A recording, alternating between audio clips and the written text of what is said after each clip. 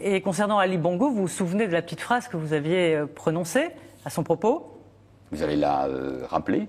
Eh bien, qu'il n'avait pas été élu comme on l'entend, donc il a été réélu en août. Diriez-vous la même chose aujourd'hui, Monsieur le Premier ministre? Mais moi je dirais les choses simplement, la France prend acte de ces résultats. Il y a un président, il va y avoir des élections législatives.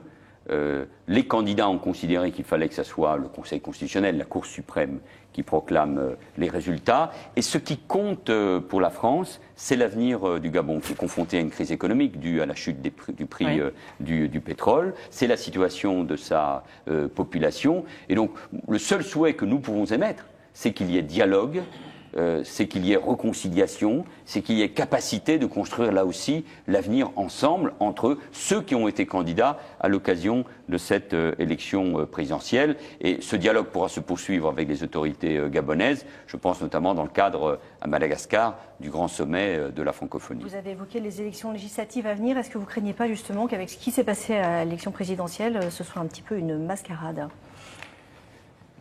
Tout mot d'un dirigeant français, du Premier ministre, d'un ministre et bien sûr du Président de la République concernant un pays d'Afrique, et notamment le Gabon, avec les tensions que nous avons connues, tout mot sera interprété. Donc il y a un président, il y a eu des résultats proclamés, et pas de fraude. Il faut pas de fraude. Apaiser. Mais chacun a fait confiance, je veux le rappeler. Même l'Union européenne. Vous avez demandé un comptage.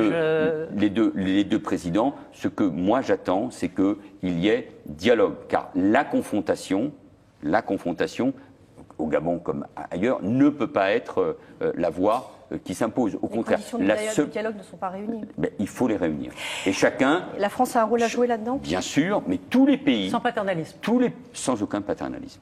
Tous les pays de la région, tous les pays qui entourent le Gabon doivent jouer ce rôle et doivent permettre l'apaisement. Monsieur le Premier ministre, nous allons aborder bien sûr la question du terrorisme islamiste en France.